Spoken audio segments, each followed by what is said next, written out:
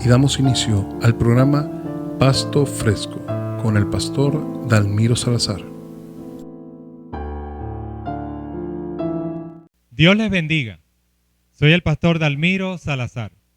Bienvenidos a Pasto Fresco, un espacio para leer, estudiar, interpretar, aplicar y enseñar la palabra de Dios, con el propósito de edificar nuestra fe y de que seamos guiados al conocimiento de nuestro Dios, Salvador y Señor Jesucristo.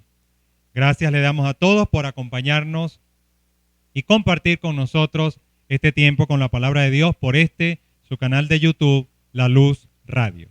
Con la ayuda de Dios, hoy, domingo 10 de octubre de 2021, vamos a continuar desarrollando la serie Nuestra relación con Dios a través de Jesucristo. Recordamos nuevamente que es una serie de 16 estudios bíblicos basados en los capítulos 5 al 8 del libro de Romanos. Hoy estaremos compartiendo, si Dios así lo permite, el estudio número 9 de esta serie. Está basado en Romanos capítulo 7, el versículo 7 al 13, y se titula El carácter de la ley en relación con el Evangelio. La idea rectora de esta enseñanza es que aunque la ley es buena, no tiene poder para dar salvación. Pero vamos a ver qué enseña el texto que acabamos de indicar. Romanos capítulo 7, versículo 7 dice: ¿qué diremos pues? ¿La ley es pecado? En ninguna manera.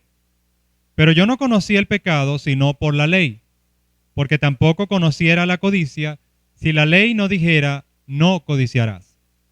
El texto enseña que la ley no es pecado. La ley más bien revela el pecado. El mandamiento muestra lo que es el pecado. Versículo 8 del capítulo 7 de Romanos dice: mas el pecado, tomando ocasión por el mandamiento, produjo en mí toda codicia. Porque sin la ley el pecado está muerto. El texto enseña que la ley provocaba el pecado al despertar la codicia, por ejemplo.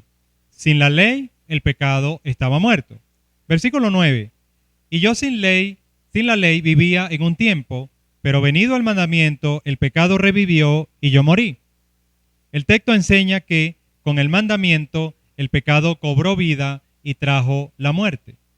Versículo 10 dice: y hallé que el mismo mandamiento que era para vida, a mí me resultó para muerte. Este texto enseña que la ley condenaba el pecado al evidenciar que el mandamiento que debía dar vida trajo más bien muerte. Versículo 11 dice: porque el pecado, tomando ocasión por el mandamiento, me engañó y por él me mató. El texto enseña que el pecado se aprovechó del mandamiento para engañar y para matar. Versículo 12 dice: de manera que la ley a la verdad es santa y el mandamiento santo, justo y bueno. El texto enseña que la ley era buena, el mandamiento, como por ejemplo no codiciarás, es bueno, es santo y es justo. Versículo 13 dice: luego lo que es bueno vino a ser muerte para mí. En ninguna manera, sino que el pecado, para mostrarse pecado, produjo en mí la muerte por medio de lo que es bueno, a fin de que por el mandamiento el pecado llegase a ser sobremanera pecaminoso. Este texto enseña que lo que era bueno, es decir, la ley, no podía ser causa de muerte. El pecado que mora en el ser humano, es la causa de su muerte. Mediante la ley se mostraba lo extremadamente malo que es el pecado. Así pues, mis queridos amigos, tenemos un aprendizaje interesante en este texto. De lo estudiado podemos aprender que la ley registrada en el Antiguo Testamento ocupa un lugar importante en la relación de Dios con el ser humano. Por lo cual, aunque en Jesucristo hemos sido liberados de la condenación de la ley, esta tiene un lugar en nuestra relación con Dios. Por supuesto, lo referente a la ley ceremonial puede decirse que tuvo carácter temporal hasta la venida de Cristo, pero la ley moral establecida en esos mandamientos continúa vigente, como la palabra de Dios para todas las épocas. Así pues, la ley revela el pecado, provoca el pecado y condena el pecado en la vida humana, pero no tiene poder para librarnos del pecado. El segundo aspecto que aprendemos acá es que el pecado,